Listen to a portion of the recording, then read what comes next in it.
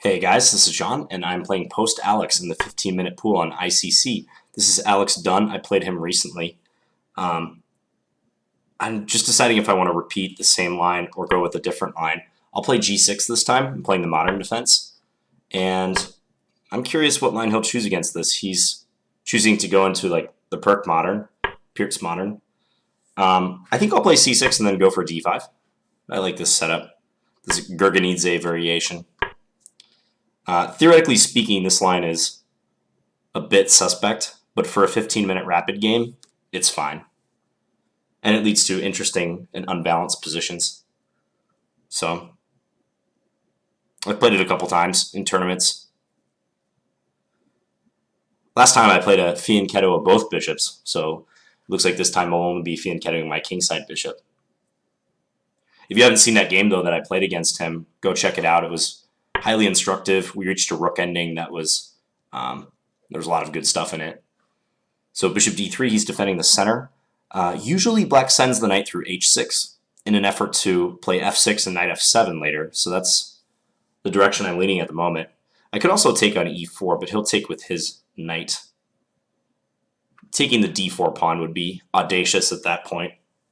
So I think I'll probably play knight h6. I'm just checking to see what he could do as far as like bishop f4, because that's a move that can be played sometimes. Eyeing queen d2. But still, I like this move, so I'll do it.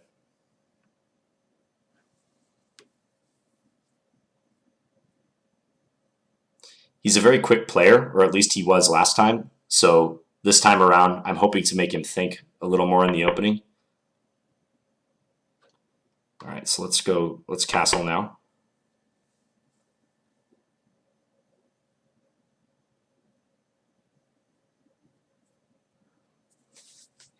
The shape that the middle game will take very much depends upon the tension in the center. So he has options, like he can take on d5, he can push e5, he can leave the pawn as he's playing here. So I think I'll probably play f6 and then drop the knight back to f7 as planned. Yeah, let's go ahead and do that. If you haven't seen this system before, it looks suspicious for black, and to an extent it is, but you'd be surprised by how difficult it can be for white to try to pinpoint a drawback of this setup. Because what often happens is if these pawns get exchanged, like if white ever plays e takes d5, black ends up with a central pawn mass that can become quite threatening if white's not careful. So now I'll play knight f7. With this move, I already have e5 ideas in mind. Because I would have my f-pawn, my knight, and my dark square bishop all trained on e5. I wonder if he'll play e5 in an effort to stop that.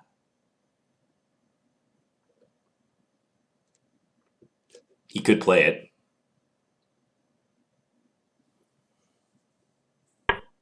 And he does. Okay, so how to proceed? My queenside is underdeveloped. There's no doubt about that. So it makes sense to start looking at moves like knight a6. Bishop e6 crosses my mind because the bishop cannot be harassed by knight g5, but it is undefended on that square, and if he plays rook e1, he's going to be targeting that piece. I can just take on e5 and see how the game proceeds from there. That's kind of the move I'm leaning towards right now. Let's do that. I feel like these pawns will get exchanged anyways at some point. I'm not going to push f5. So he takes with a knight. So that indicates that after knight takes e5, he's planning to take with a bishop, because pawn takes would just drop his bishop on f4, so he's not going to do that. So how about I go knight takes e5, bishop takes e5, bishop takes e5, d takes e5, knight d7. Attacking the pawn, my king side is kind of open, but he'll have to respond to that attack on the pawn, and then I can go knight c5 and go from there. That seems pretty reasonable. I could also play knight d7 in this position. What does that look like? Knight d7, could he sacrifice on g6? Knight takes g6, h takes g6, bishop takes g6. I don't think he'll do that. I think that's somewhat unsound.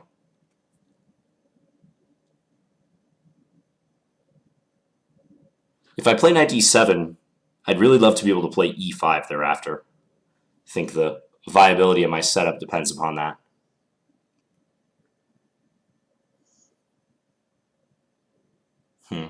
Initiating the trade myself on e5 is very tempting now, I got to admit.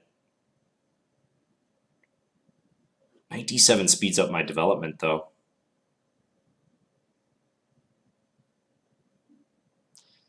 So knight takes e5, bishop takes e5, bishop takes e5, d takes e5, knight d7. He can play f4. I could go queen b6 check and try to win the b2 pawn. It's a little greedy, though. Could also, after knight d7, just play queen e2.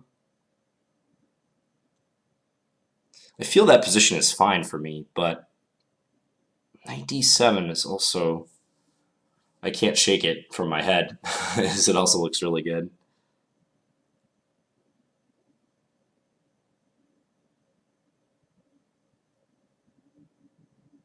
I'm going to play knight d7. I don't see anything wrong with this move. If he captures my knight on d7, that just speeds up my development with bishop takes. And I think there's a very good chance I'll be able to play e5. So for instance, if knight takes d7, bishop takes d7, knight e2, e5 is coming. And I get rid of my backward pawn. It's a little more combative, too, than taking on e5. It doesn't clarify things as quickly. The only scenario that gave me pause for concern is if he could sack on g6. So knight takes g6, h takes g6, bishop takes g6. But I think after knight f6, his queen cannot come to h5, and the attack should be refuted. He'll have some practical compensation if he does that, but I don't believe in his attack there.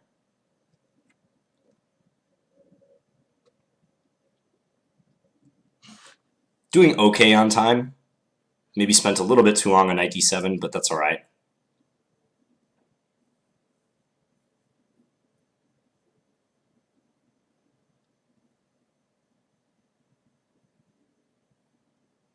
I'll pre-move this capture just in case. Ooh, he actually took right as I was about to pre-move it. I am hitting his pawn on d4, but note that may not be a threat yet because he has bishop takes g6 in reply, opening up the queen's attack on d4. And then if I continue the desperado like bishop takes c3, he has bishop takes f7 check. Although then I could play rook takes and this bishop might be undefended. So maybe I shouldn't speak so soon. Still, though, I doubt he'll give me an opportunity to play bishop takes d4. One move where that might be a legitimate try for me is if he goes rook e1, though, because he might play rook e1 in an effort to discourage or stop e5. Now he plays knight e2. Okay. So e5 is very natural in this position. I think I'll win the bishop pair if I play e5. Yeah, not wasting any time on that. We'll pre-move this. And we'll pre-move this. Not sure which bishop he'll want me to take, or which bishop he'll want to leave himself with. He may not take on e5.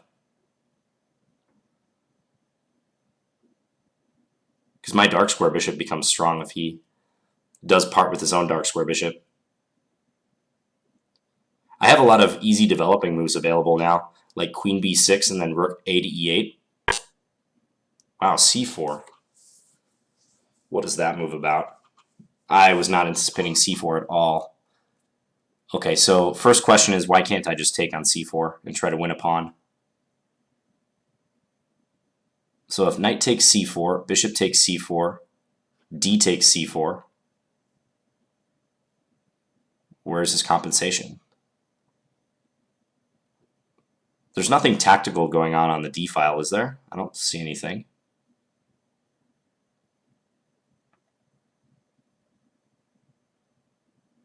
I wonder if c4 was a slip and he meant to play c3.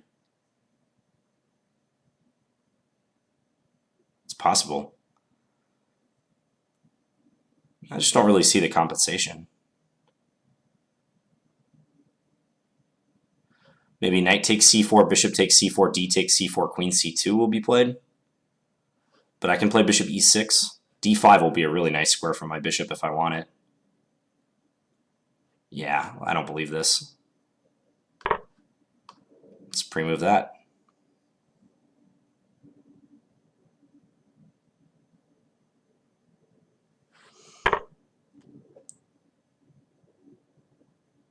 I think he'll play queen c2 and attack c4.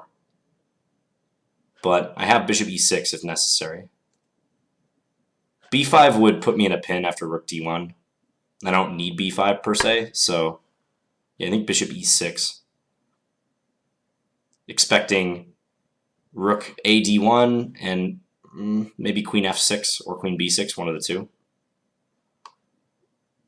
First of all, I think it's good to start with this move, though. So this is promising because I have a 4-2 majority on the queen side now. Yeah, he plays this. So queen b6 would threaten to take on b2. Queen f6 is also tempting because we attack b2 and kind of attack his bishop, but I wonder if rook d6 is ever a problem.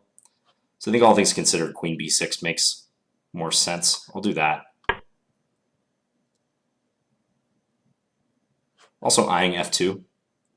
We have an open board for the two bishops. We're up a pawn.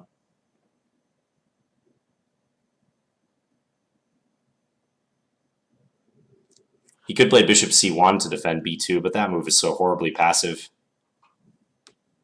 Might be his best move, though. If he does play that, I'll probably look to either centralize my remaining rook, like rook a e8, or maybe rook f7. Okay. Looks to me like he's going to play his bishop back to a3 once I respond to this attack on my rook. So I could play... I could play rook f5. I could play rook fd8. I could also take on b2. That would be pretty fun. Let's say I take on b2. He takes with his queen. I take with my bishop. He takes on f8. Let's say I play... let's say rook takes f8 in reply. Now, then I have the two bishops. I'm not down any material. The c-pawn is dangerous. The position is a lot of fun. So what I'm getting at is that queen takes b2 is probably not necessary right now, but I have a feeling I'm going to get tremendous comp if I play that move. And I think it's good for me too, in addition to making a rook move. So let's do it. I hope I'm not getting carried away with this, but I think with the two bishops plus the 4 versus 1 majority on the queen side, at the very minimum, I have compensation. And I think I have much more than that.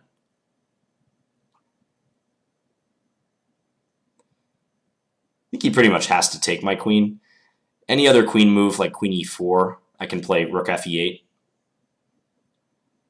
So he'll take my queen, and then I think he'll take on f8, and I'll play rook takes f8.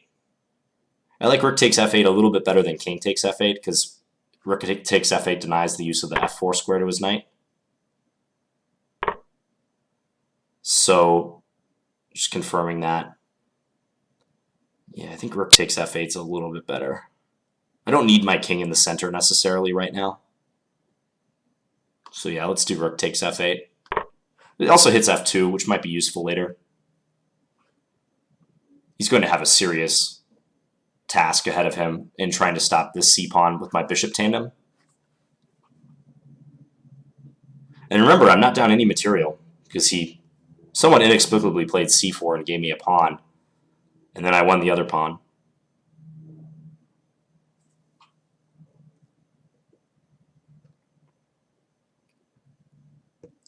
A big problem he has in this position is that his knight doesn't have a useful square to go to. It almost needs to stay on e2 in order to monitor the c1 square, but that's so horribly passive, I don't know that he can even afford to do that.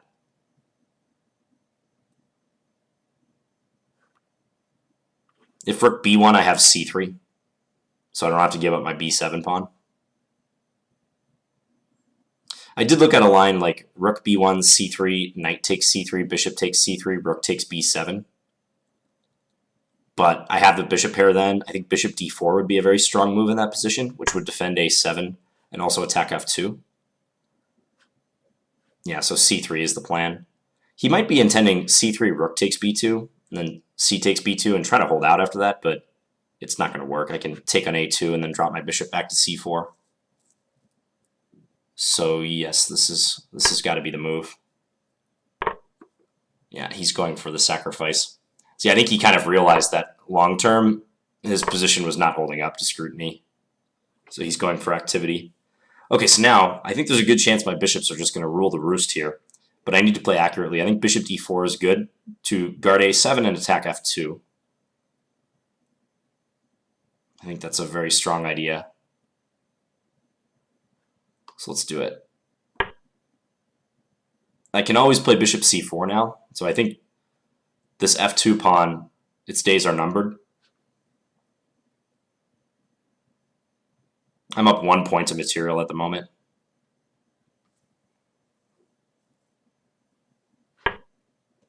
Yeah, and you can see he's just going to forfeit the f2 pawn right away. So I'm thinking take on f2, he moves his king, and I can play bishop d5 if I want to keep his rook out of the game. Yeah, let's first go ahead and win this pawn. Check. I'm anticipating king h2. Don't think he wants to go to f1, and h1 would remain on the back rank. Is this rook a big deal? Not necessarily. Still, I like the look of bishop d5. Bishop takes a2 is kind of greedy and potentially good, but I don't know if it's necessary to win that a pawn quite yet. Nah, because then he can get this rook doubled on the 7th rank. That's the only scenario where he could conceivably do me like some damage. So let's just go bishop d5. This is nice and easy.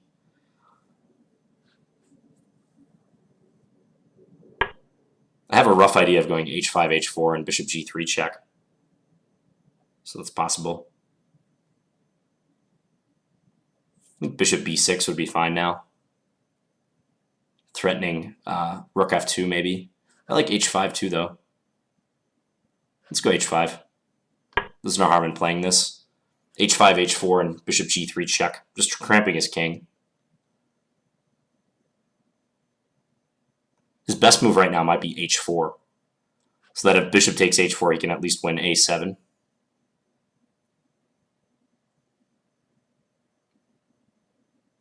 It's not going to save him, but it might be worth a shot.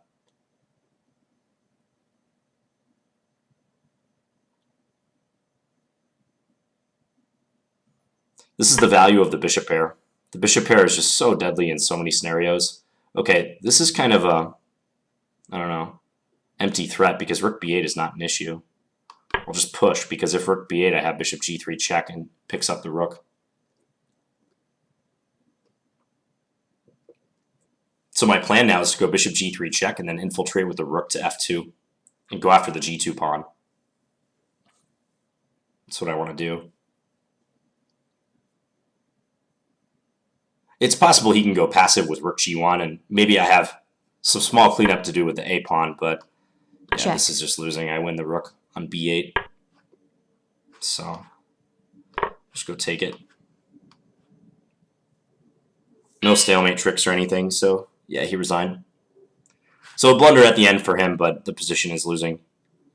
Interesting and short game. Let's take a look. So we played the modern, and he played e4. A lot of d4 players are hesitant to play e4 against g6 because they want to stay in d4 territory, so they'll play c4 instead. But he showed a willingness to go into this, which is good because I actually happen to think that against g6 on move 1, you should put both of your pawns out there, whether it's e4, g6, d4, or d4, g6, e4. So knight f3, that's flexible. And I played this Gurgenidze system, which is characterized by black staying flexible with this knight and often developing it through h6. Or I don't know why I drew the arrow to f5. As you saw in the game, it often comes to f7 more so than f5. So sometimes people will play a dark square bishop move here, like let's say bishop f4, which I think is craftier because then if black just mindlessly castles, white can go queen d2 and take aim at the knight on h6. And I haven't quite got in f6 yet, so I can't play knight f7. So bishop f4 is perhaps slightly more challenging. In that case, a lot of times black will change course. And for instance, like after castles queen d2, take on f5. And then after white takes back, then bring the knight to f5. And abandon the plan of f6 and knight f7. So that's a possibility for white. This line's a lot of fun, by the way. I know I've been playing some lines lately that have suspicious theoretical reputations, like the Alekhines and now the Modern. But if you guys are watching this video, chances are your level is one in which you can for sure get away with these openings. Even at my level, these openings are playable. In an over-the-board game, yeah, the Gurgenidze is a little sketchy, and I don't know that I'd be relying on the Alekhines too much over the board, but it's completely fine for 99.5% of chess players, let's say. So yeah, bring the knight back to f7, and already this e5 move is on the docket. One nice thing about black's setup compared to white's is my flexibility with my pawns. You notice that I have a full array of center pawns that are not inhibited by any of my minor pieces. Whereas white, like their f and their c pawns, are blocked by their knights. And in this line in particular, it's kind of nice for white to get the pawn to c4 if they can and bring the knight in behind it.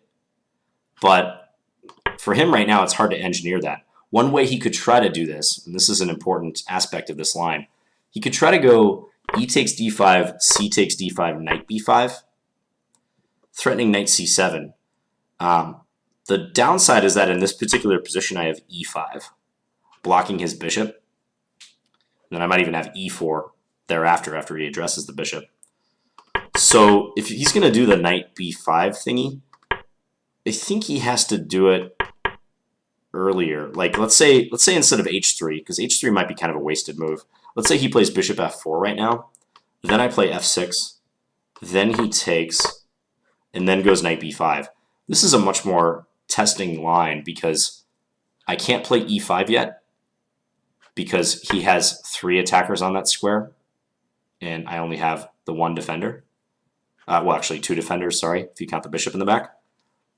So let's say he does this. I might have to settle for, let's say knight a6. That might not be the best move, but let's say knight a6. And then he can go c4.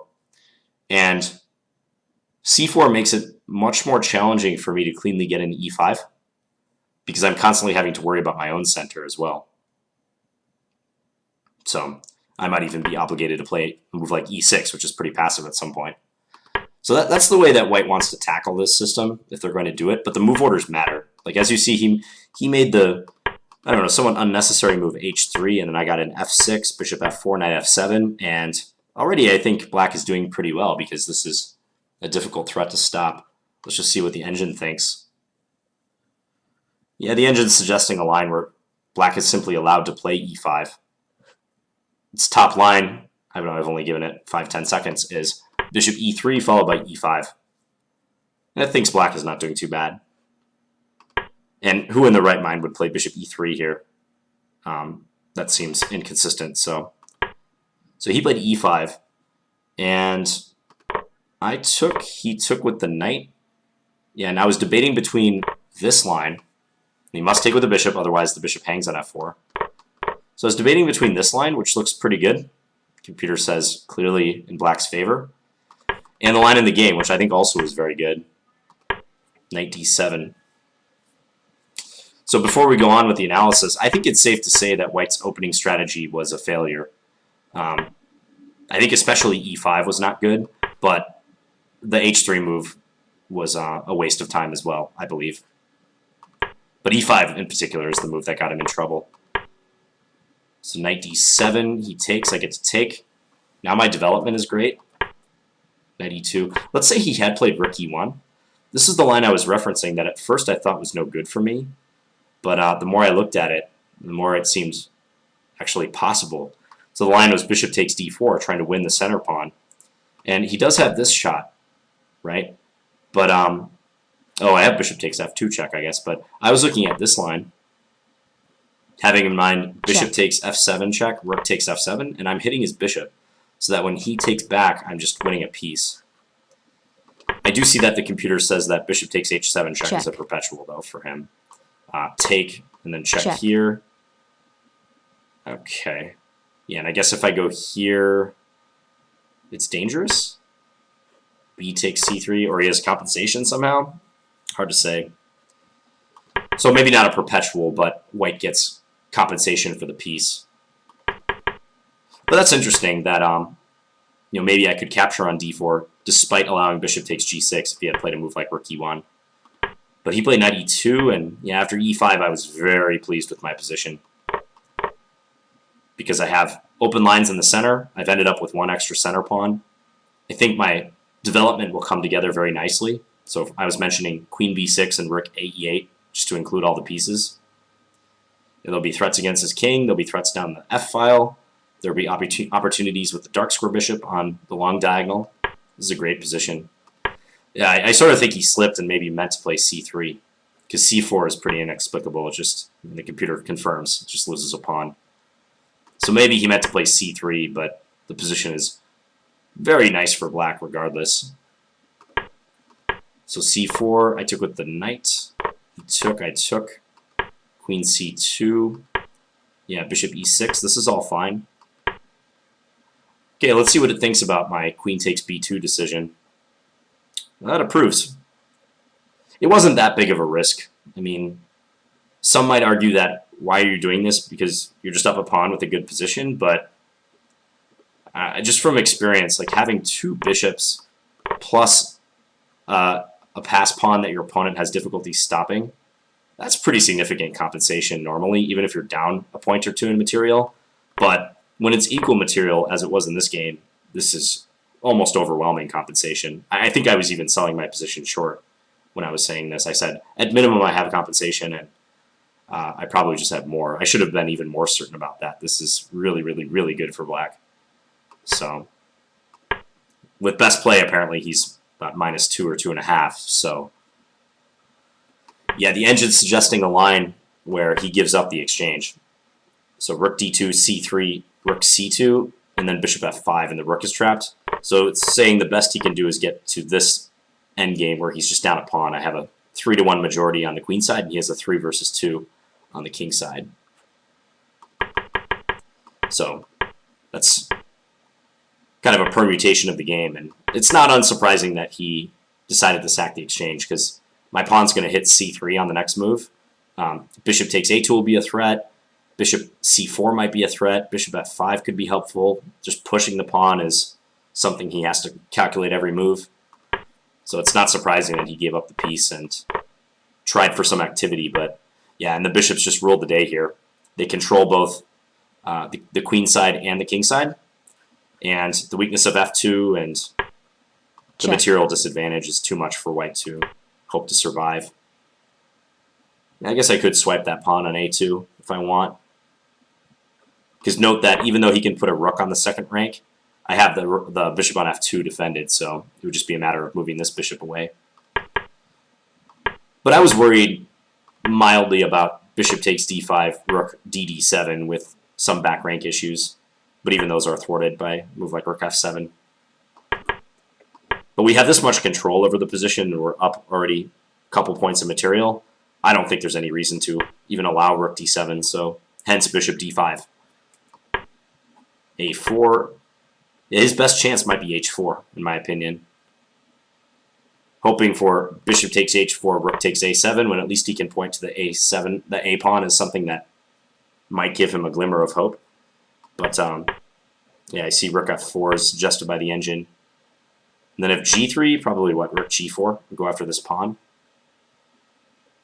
Rook d3, take on a4, okay, yeah. This is similarly depressing for white.